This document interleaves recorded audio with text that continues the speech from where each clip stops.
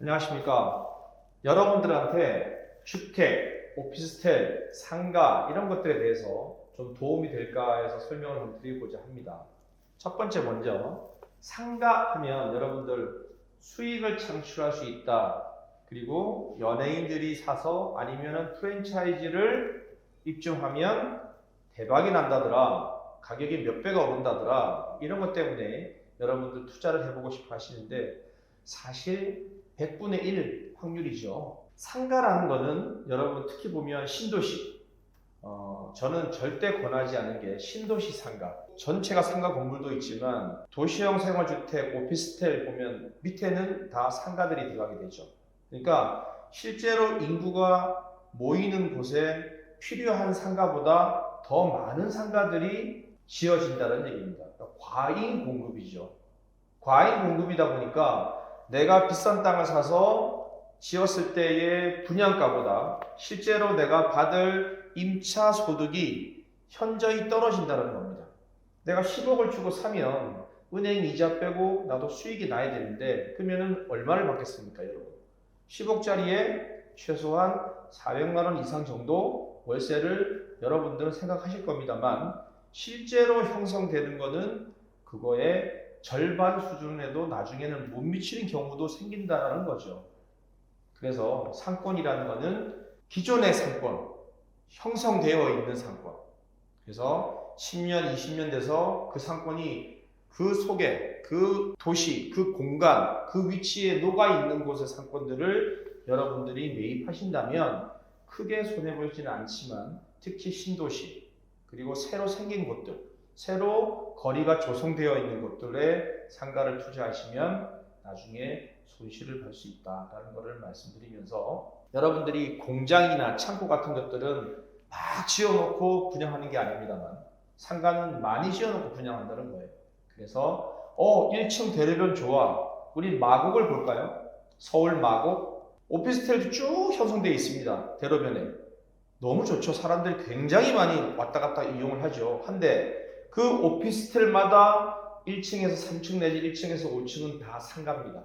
그러면 그 건물의 상가들이 그 건물에 거주하는 사람들만 흡수한다 해도 한 층이면 소화될 텐데 2층, 3층, 4층, 5층까지 있으면 어디서 소화할까요? 외부에서 유입이 돼야 되는데 그 건물 하나만 있다면 당연히 커버할 수도 있겠죠. 근데 건물이 수십 개가 있습니다. 그러면 외부에서 그쪽으로만 다 몰려들까요? 서울, 경기에서 다 그 지역으로 몰려들까요? 그건 아니지 않습니까? 그죠? 그래서 라국 지역이 생긴 이후 10년이 지나도 상가들은 아직도 공실이 있고 처음에 월세가 계속 내려와서 어느 단계로 정해야 될지 모르는 곳도 있다는 겁니다. 그러면 최종적으로 임차인이 들어와서 나가지 않고 그 월세로 3년 이상 영위한다면 그 월세가 그 상가 가격을 대신해 주는 거거든요. 가격이 떨어진다는 겁니다. 여러분 경기도에도 상가 단지들이 꽤 많이 있는데 고양, 김포 많이 있습니다. 한번 가보십시오. 여기가 전용 상가로 돼 있어서 호수도 있고 뭐도 있고 좋습니다. 실제로 그게 이용되나요? 실제로 가보시면 조용하죠.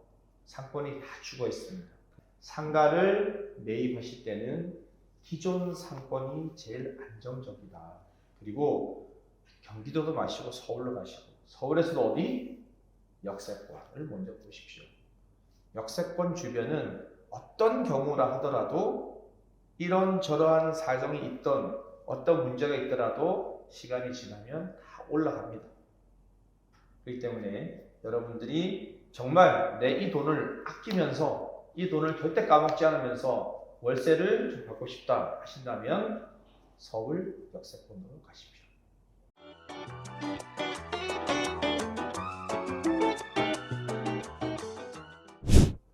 그리고 주택하면 여러분들 다세대 다가구 공동주택이 있습니다. 아파트를 선호하시는 분이 있고 나는 아파트 싫어. 주택이 좋아. 그래서 변두리 외곽에 전원주택으로 가시는 분이 있죠.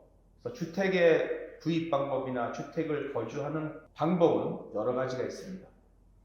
대부분이 이제 많이 선호하시는 게 아파트인데, 아파트와 우리가 흔히 말하는 주택, 그러니까 전원주택을 제외한 나머지는 다가구, 다세대, 도시형 생활주택 이렇게 나눌 수가 있겠죠, 그죠? 근데 아파트는 비쌉니다. 서울의 아파트 비싸죠. 전원주택 손이 많이 가고 그것도 비쌉니다.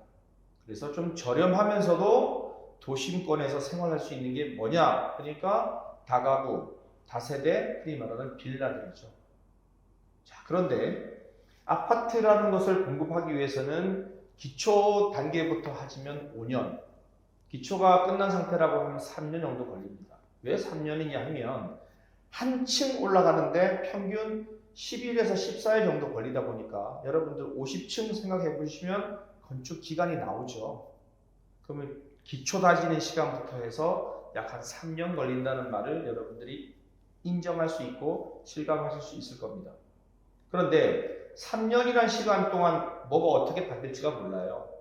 경기가 안 좋아져서 집값이 떨어질지, 경기가 화랑이어서 그냥 집값이 막 올라가는 타임에 여러분들은 3년 후에 편성할지.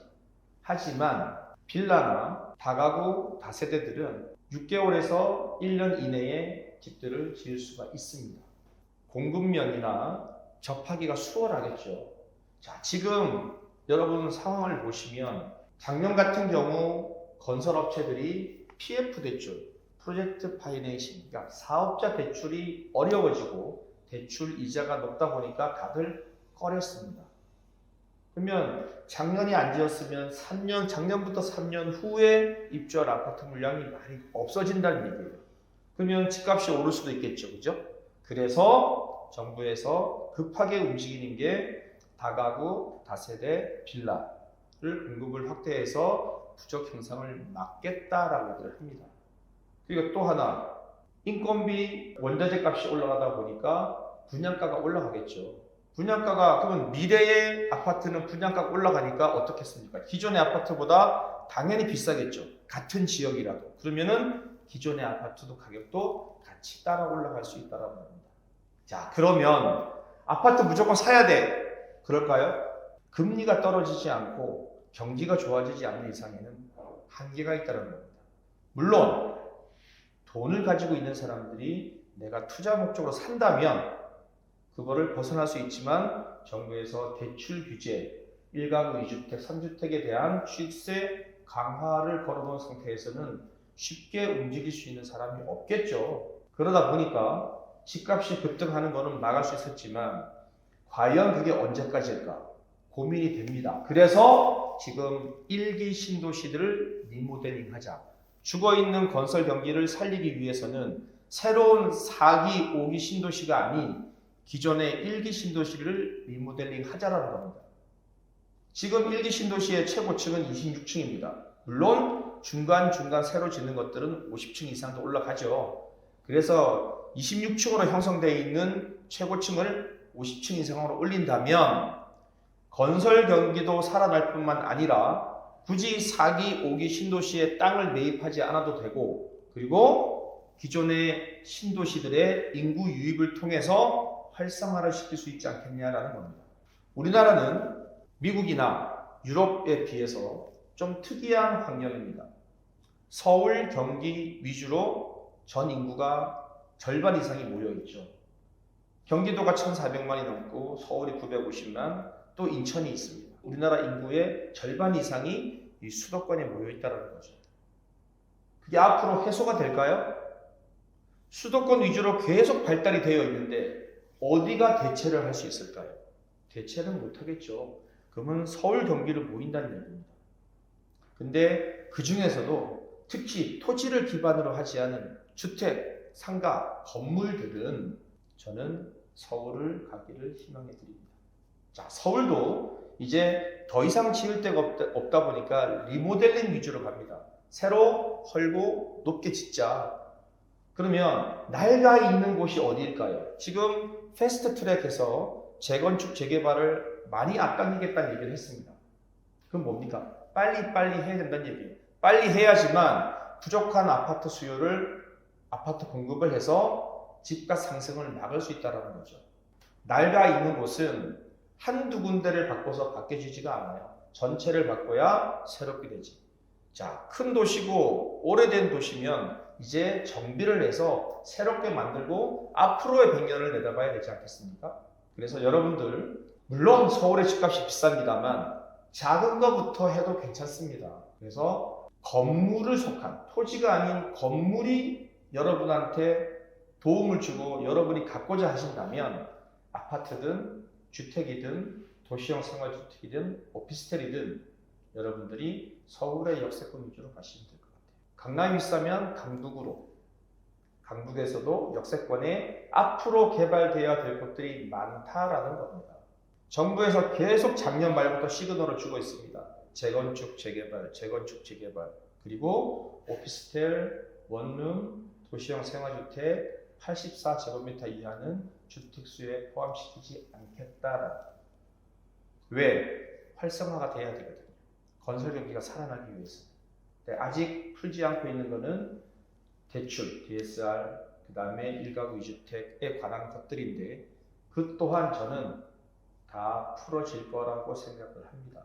제가 지금 드리는 말씀이 정부 정책에 반하고 정부 정책을 펴는데 마이너스로 작용할 수 있지 몰라도 여러분들, 투자자인 여러분들한테는 실질적인 도움을 드리고 싶다는 겁니다. 그래서 저는 오피스텔이든 원룸이든 도시형 생활주택이든 작은 것들을 여러분들이 투자해서 손실 없이 월세 수익으로 가겠다라고 한다면 서울의 역세권으로 가시면 됩니다. 또 하나, 서울의 역세권은 많습니다. 그 중에서 리모델링이 될 수 있는 곳, 재개발이 될 수 있는 곳을 가신다면 여러분 뭘 받아요? 아파트 분양권을 받죠. 그죠? 그리고 분양권이 싫다고 한다면 그때까지 내가 왜 기다려? 10년, 20년을? 그러면 여러분들 피만 받고 나오시면 돼요. 그 수익만 해도 훨씬 크겠죠. 그래서 여러분들의 사고를 조금 전환하셨으면 합니다.